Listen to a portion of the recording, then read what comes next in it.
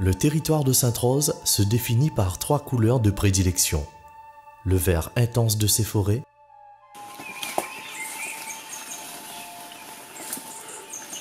le bleu omniprésent de l'océan, aussi bien en surface que dans les premières profondeurs.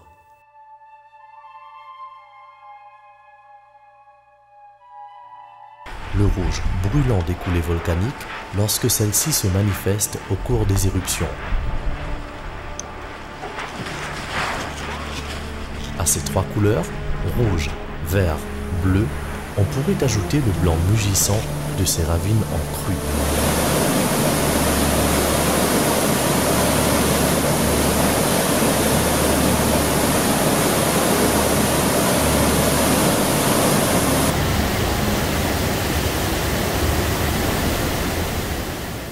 En quelques instants, on peut passer du calme le plus total à des eaux furibondes dévalant les pentes des ravines.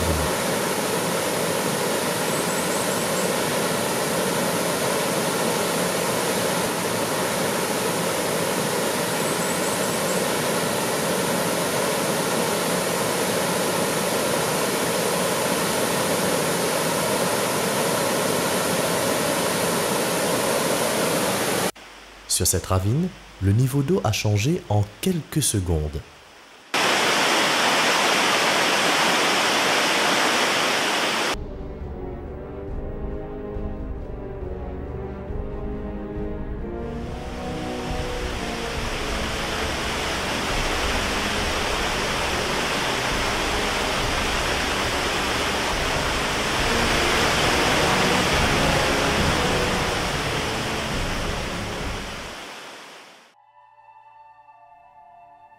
Depuis toujours, les habitants de Bois-Blanc se sont accommodés avec la ravine portant le même nom que leur village.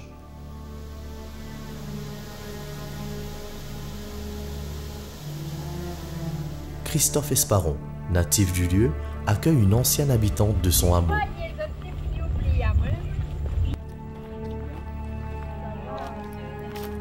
Madame Jacqueline, bienvenue chez toi. Mon village, oui. Elle est venue partager des événements d'il y a longtemps avec ceux qui veulent savoir.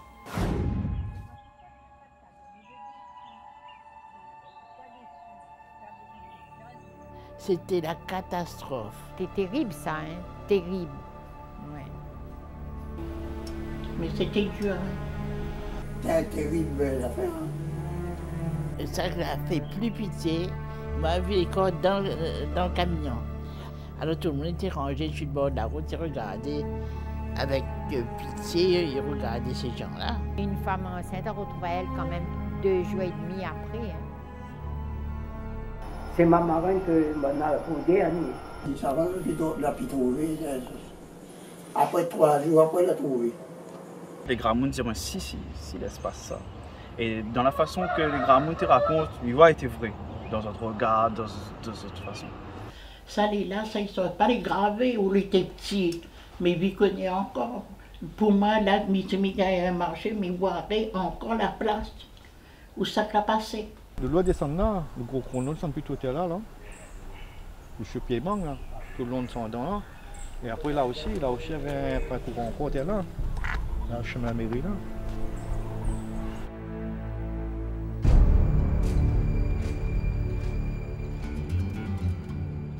En fait, on a connu cette histoire en 2015 avec Madame Suzette Boyer, défunte maintenant. L'eau est sortie de la ravine, avait emmené des maisons et il y a eu des victimes. On a trouvé ça assez incroyable parce qu'on n'avait jamais entendu parler de cette histoire et jamais vu ni dans les journaux ou sur internet ou quoi que ce soit. Donc l'histoire est restée dans ma tête. Et un jour en discutant devant la boutique M. Chan Kaibon, il disait à moi que effectivement lui ici, plein de gens y racontent et il donne à moi une information importante que les corps auraient été retrouvés. Et c'est là qu'on décide de lancer une démarche, d'aller plus loin pour connaître cette histoire, déjà qui étaient ces personnes en fait. Et voir si cette histoire elle est vraie. Parce que les gens te racontent, mais avec point de preuve de la réalité de cette histoire. On est parti voir les gens, les témoignages, prendre des témoignages. Et en fait, c'est avec les gens aussi que tu racontes, ils disent moi, allez voir monsieur Intel. Par exemple, on va partir voir monsieur Lucé Colette, que leur oriente à moins vers monsieur Paulin, défunt aussi maintenant, que là donne à moins d'autres personnes comme ça, de Bois Blanc, que là dans moins des témoignages, et au fur et à mesure, ben, on a pu retracer l'histoire en fait. Ensuite, on est parti à l'état civil, voir M. Péribé. À cette époque, on n'avait ni date ni jour. Et par rapport au nom, donc il prend les noms, etc. Et il me savoir M. Lucé, c'est M. Lucé Colette en premier qui confirme les noms. C'est bien le 9 mars 1947, là tu arrive la catastrophe de la ravine Bois Blanc.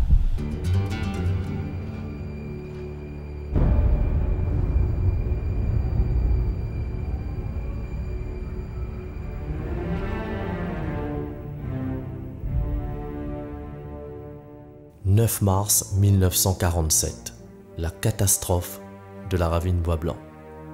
Les personnes interrogées ont recommencé à en parler.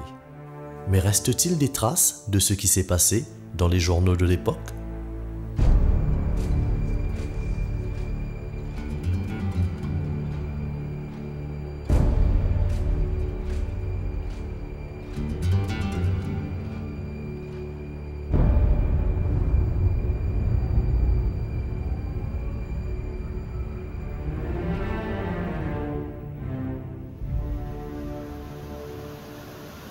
En mars 1947, pendant 8 jours, il a donc beaucoup plu sur la colonie. Est-ce une cause suffisante pour expliquer un tel drame? Le bassin versant de la ravine Bois Blanc s'étend sur plus de 13 km². De nombreux petits cours d'eau viennent s'ajouter au lit principal de la ravine et peuvent la transformer en monstre rugissant, puissant et dangereux.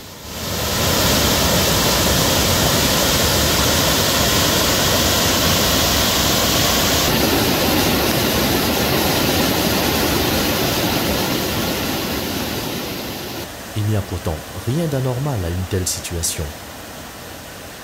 Alors pourquoi le 9 mars 1947, les choses ont été différentes à Bois Blanc? Y a-t-il eu un événement spécial venu changer le cours des destins?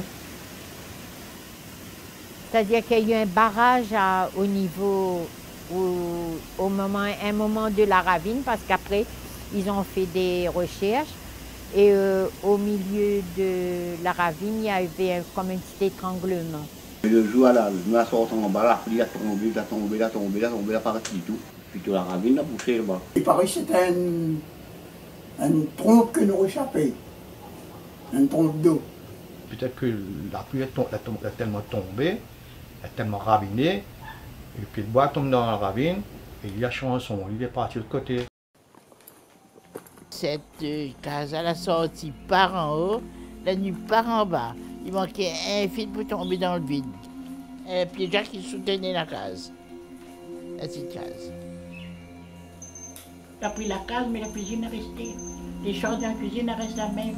Monsieur Larisson l'a pris sa case. Sa cuisine qui est un petit peu en l'air là-bas, n'a pas touché.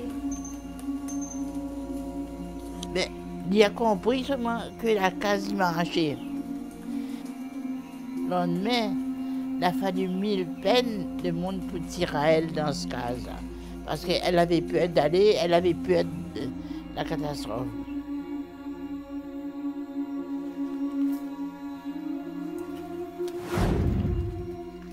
La ravine est toute proche et on nous a indiqué l'endroit précis où l'eau a débordé violemment pour aller dévaster une partie du village.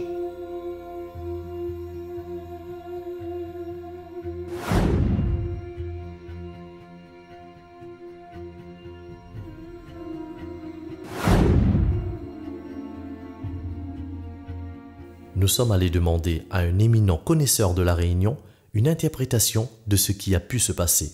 Ce débordement de ravine ne s'est jamais plus reproduit.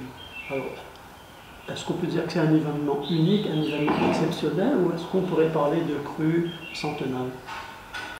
Le sujet que vous avez est vachement intéressant. Je veux encore poser des tas de questions et je trouve ça chouette parce que quand tu arrives, on te dit bon ben ça c'est bleu, ça c'est vert, ça c'est rouge, il n'y a pas à discuter. Dans votre analyse qui m'intéresse beaucoup, je me permets d'en parler un petit peu plus, c'est ça, c'est que la démolition par les volcans de la Ravine, c'est justement cet amalgame d'éléments fins et moins fins qui deviennent riches en argile, et lorsque la pluie tombe, cette argile permet un mouvement de glissement de terrain de s'évacuer, et si tu n'as rien qui bloque un peu plus loin, eh ben ça descend, ça descend, ça descend, et au fur et à mesure que ça descend, ça prend une dimension considérable. C'est un problème d'eau. Sans l'eau, bah, tout ce que vous dites, tout ce que je dis, ça ne tient à rien. La Réunion n'a pas fini d'être construite, n'a pas fini son évolution. On vient comme personnage extérieur pour essayer de comprendre ce qui se passe à côté de chez nous. Ben non. Oui. Non. En tout cas, merci pour ce point de vue, parce qu'on va justement aller sur le terrain et on ne manquera pas de te faire part un peu de nos recherches, de ce qu'on a vu. Tu connais le chemin. Pendant plusieurs mois, nous allons préparer notre remontée de la ravine Bois Blanc pour tenter de trouver un indice pouvant apporter une explication à la catastrophe du 9 mars 1947. On a fait un déboulé de Nelson là-haut. On nous désigne un coupable, le Piton Nelson. Sur certaines cartes géologiques, il porte aussi le nom de Piton de Bois Blanc. Que peuvent nous dire les spécialistes de l'eau sur la ravine Bois Blanc? Le bassin versant de la ravine Bois Blanc a une altitude qui varie entre 0 m, puisque la ravine se jette dans la mer, à une altitude maximale d'environ 1900 mètres. Donc si on regarde le réseau hydrographique, c'est-à-dire l'ensemble des affluents de la ravine, donc on observe la plus forte densité du réseau hydrographique, donc au niveau des coulées plus anciennes, et notamment entre 500 mètres et 1000 mètres d'altitude, donc correspondant à une zone de forte pente. Les coureurs des bois de Sainte-Rose vont nous guider dans nos recherches. Après, voilà, nous montons dans les bois carrément. Le déboulé, il est là-haut, puis on a un son. Ah, d'accord. Allez, le piton, c'est le village. On a un morceau en l'air. Mais le piton, on a un son ou un fan. Et la malle est en bas. Les juste là, ça n'arrive pas dans un son. La malle est au fond. Allez, viens, viens, voir le déboulé.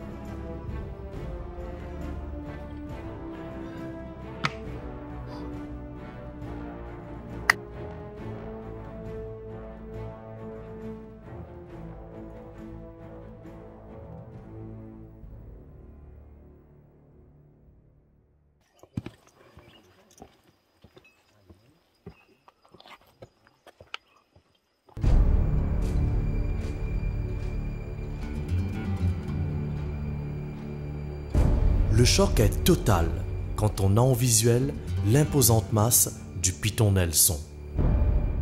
À son sommet, on peut encore apercevoir son cratère béant ainsi qu'un immense chenal d'écoulement par où s'est échappée la lave arrivée jusqu'à la mer.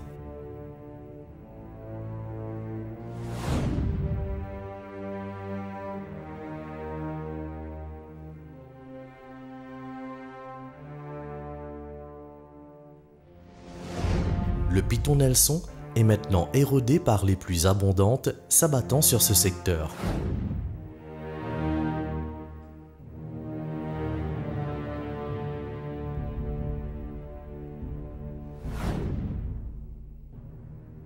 La ravine Bois Blanc, quant à elle, démantèle continuellement ses flancs.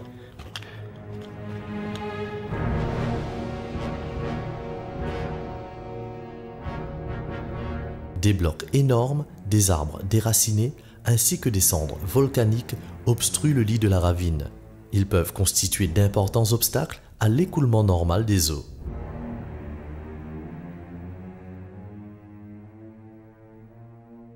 Se pourrait-il qu'un événement similaire, mais de plus grande ampleur, soit à l'origine de la tragédie de Bois-Blanc en 1947 ?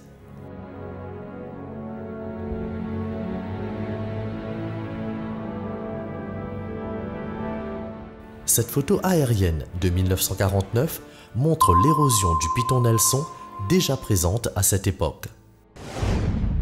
En 2017, on voit que le démantèlement du piton Nelson s'est considérablement accentué.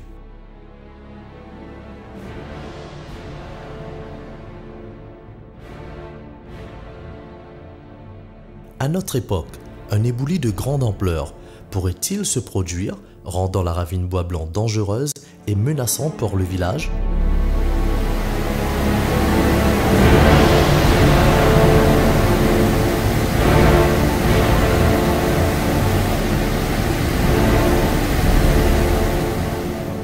C'est quand ça prend une dimension telle que ça tue les hommes, que ça écrase les enfants, etc., qu'on s'échappe de tout, on veut aller voir, on veut comprendre. Mais cette compréhension, il aurait fallu l'avoir avant.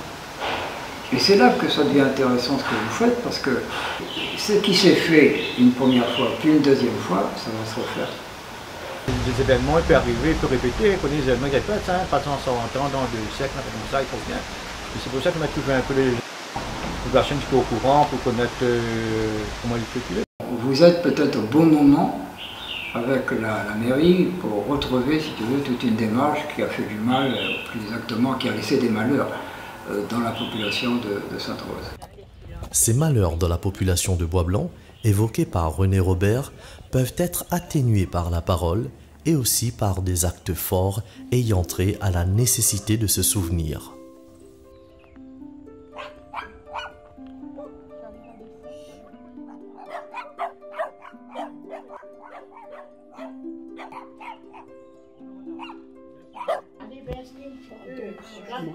Moi, j'étais content quand moi Jacqueline Beurant, Jacqueline Beurant, me connaissait bien. Une grosse catastrophe pour un petit village. Oui. 9 morts d'un petit trou comme ça, oui. C'est vraiment quelque chose d'incroyable. Oui. Et bien, quand je l'ai mis à la montagne pour parler avec moi, pour gagner un petit peu de renseignements, il me dit, maman, il me dit non. Il dit, là, il faut faire quelque chose, mais il dit, parce qu'il n'est pas possible de laisser ça dans l'oubli comme ça. 2 jours avant mes 14 ans, vous m'y allez offrir à ces petites lunettes. Elle y meurt dans le... Ah ben oui, parle un peu si ça la mort quand même. Oui.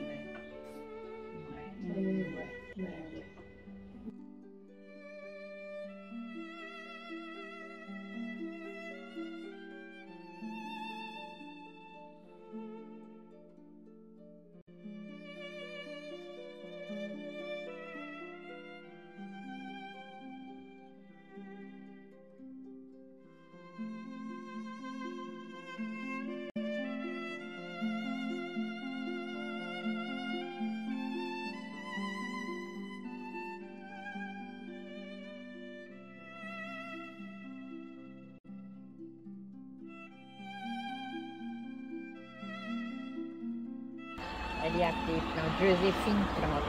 Oui. C'était la plus vieille des 9 que les morts. Oui. Sa maison était là comme ça, mais la rivière, quand elle a passé, elle passe dedans aussi. Là, on porte à elle avec. C'est comme si j'avais perdu ma maman, là. Hein? Un de mes premiers chocs, quoi. Parce que j'avais jamais perdu aucun parent avant. Le premier que j'ai perdu vraiment avec beaucoup de chagrin, ça a été ma nénine. C'est affreux. C'est absolument affreux.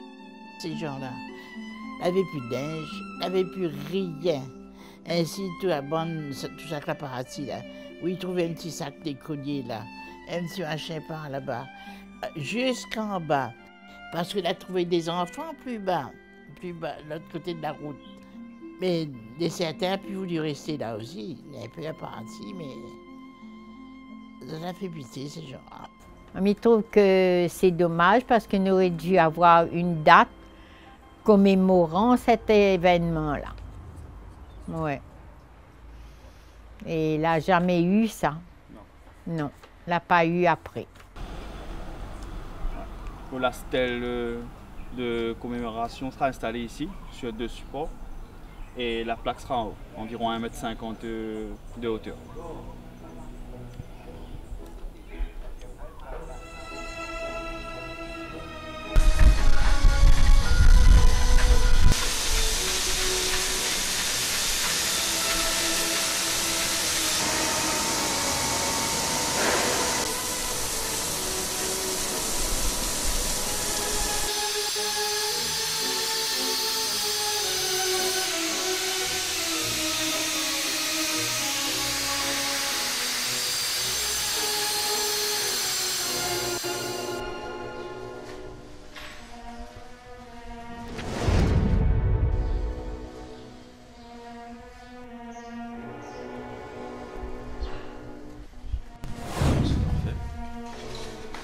c'est parfait. Ah, voilà, c'est ça. En plus de la stèle commémorative, la ville de Sainte-Rose a aménagé un parcours de découverte sur les lieux des événements.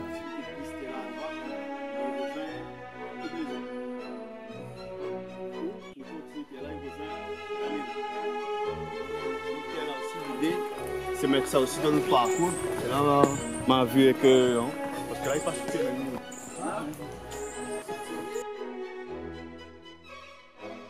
Cette randonnée porte le nom de boucle du souvenir.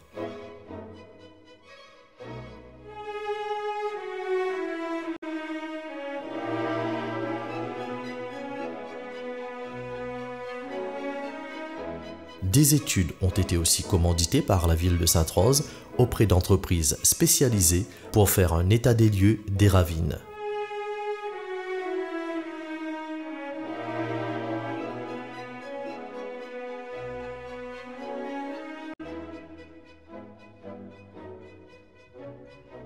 Neuf personnes victimes de l'apocalypse. Puisse le 9 mars rester dans notre mémoire de Saint-Rosien, aux côtés de nos amis de Bois-Blanc. Je dis à mes coureurs de bois, je leur dis que vous pouvez nous aider. Lorsque d'ici jusqu'au Piton Nelson, vous allez parcourir cette belle forêt primaire. Ouvrez vos yeux et dites-nous ce que vous trouvez d'anormal qui peut nous amener à prévenir les catastrophes. Coureurs des bois, j'ai besoin de vous. Remontez la ravine de Bois-Blanc, depuis en bas jusqu'en l'air, et dites-moi ce qui ne va pas. Dites-moi si vous n'avez pas des rochers, des éboulis dedans. Dites-moi si vous n'avez pas des troncs d'arbres qui bouchent le flux de la ravine. J'ai besoin de le savoir parce que la première des choses que j'ai eu en tête, c'est de contribuer avec mes amis élus à faire que notre petit village de Bois-Blanc ne se retrouve pas un jour prochain confronté au même moment tragique. Alors, coureurs des bois, vous avez compris, renseignez-nous, dites-nous les éboulis, les arbres qui sont tombés. À quel point on est fragile, vulnérable. Avec un collègue, Idriss Jakalas, mais parti voir les gens. Ça m'a permis de faire un travail de réflexion sur l'écoulement des eaux à La Réunion, dont parlait tout à l'heure mon ami, en sorte qu'il n'y ait pas un deuxième désastre. Le premier est suffisamment difficile à gérer, même pour moi, qui ne suis pas de Sainte-Rose. Non, non, reste pour le madame. Comment on tourne la photo là?